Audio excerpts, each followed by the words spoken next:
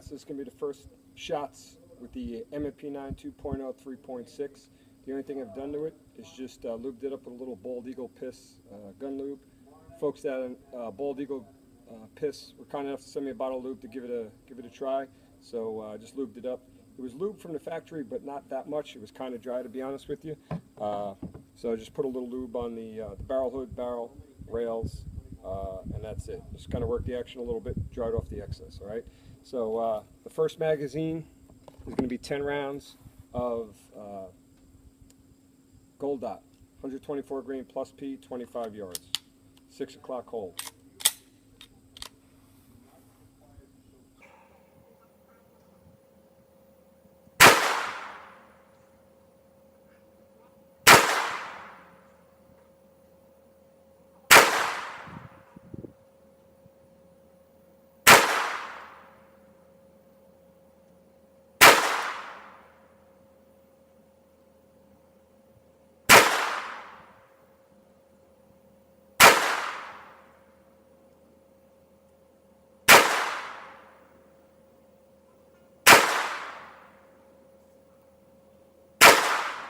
All right, let's check out the target.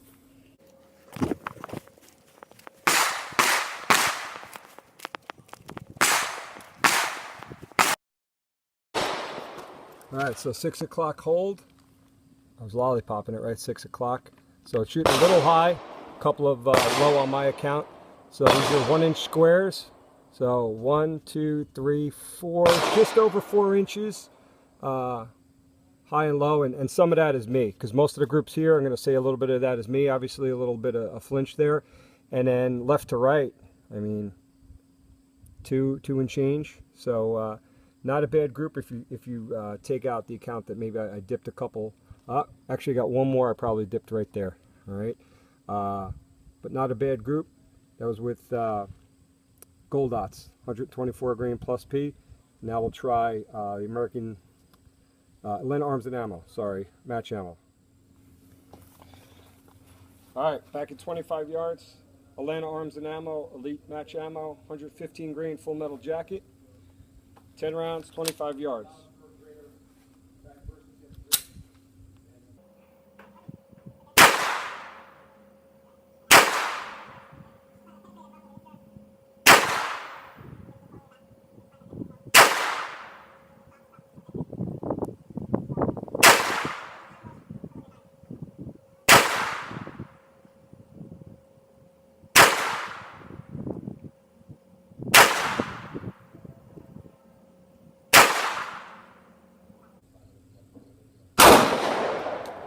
Let's go check it out.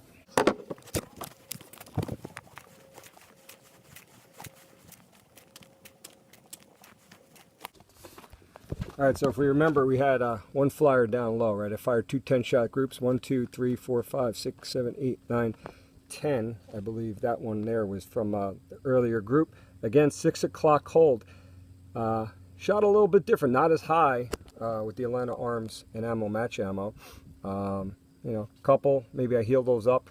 Maybe you can call that a flyer, I don't know. But if you want to include that one, we'll go from here. 1, 2, 3, 4, a little over 5 inches. If you take these 3 out, then 1, 2, 3 inches. So it's definitely me. Haven't shot it before. No excuses, but a little trigger jerk. We know I had some anticipation on the first bullseye there. So just kind of pulling back and looking at the two different groups. Definitely shot a little higher with the carry ammo versus the match ammo, but still, the gun can shoot. Obviously, I wasn't shooting that great today, to be honest. But you know what?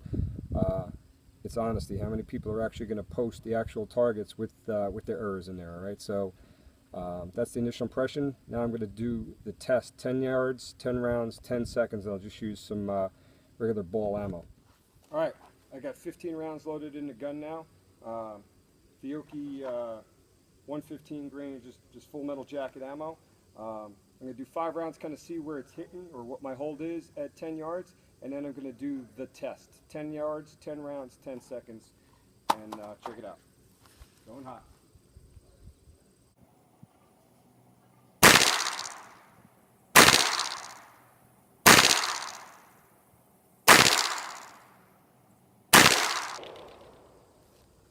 All right, now I'm going to do the test.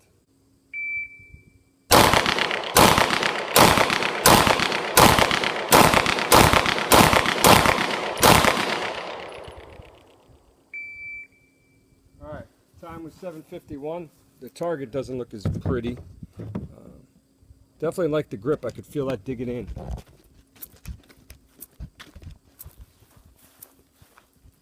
All right, so if we score it the Vickers tactical way, Larry wants them all in the black, so that was a fail there. If you use the Ken Hackathorn method, you're going to get 90 or better, right? So 10, 20, 30, 39, let's see, 1, 2, 3, 8 times 3 is 24, and 1, that's breaking the 7 line. So 24 and 7, 31 plus 9 is 40, 50, 60, 70. So I bombed that. Not digging the trigger, no excuse, whatever. A little bit of trigger jerk on my part, a little bit of anticipation. But it's ugly, but that's it. I'm not going to edit it and try to do a perfect one. That's me, that's not the gun. Definitely like the way the gun gripped in a little bit. I could definitely feel the texture doing what it's supposed to do. It's just having a shitty range day. But the gun, I'm liking it so far. One other thing I wanted to show you real quick. This is the 5-round group I shot from 10 yards just to kind of see where it's hitting. It's a little bit to the right. I don't know if it was me. I don't know. Kind of feel like maybe I need a larger back strap. All right, guys. So just finished up shooting the M&P 2.0 3.6 for the first time. So here's my initial impressions. Not bad. I got to be honest with you. I kind of like this gun. Not kind of. I do like it. I shouldn't say it that way. Pretty accurate. On par with the Glock. The barrel locks up pretty good, and it shows down range. I wasn't having the best range day, but hey, I said this earlier, I'm not going to edit videos to make myself look like, you know, Rob Latham or something like that. I want you to see the truth. Some days I have crappy days on the range, and some days I have awesome days on the range, and some days in between. So, you know, it happens. You know, it is what it is, and you need to see exactly what happens. So I'm not going to edit that out. But the gun shot really well. A little bit high, and I'm not a fan of the trigger. So the accuracy was on point, especially for 3.6-inch barrel at 25 yards. The group wasn't bad when I shot the test, 10 yards, 10 rounds, 10 seconds. You know, I had some jerk and anticipation issues going on there, and kind of, you know, it showed up on the target. It wasn't pretty.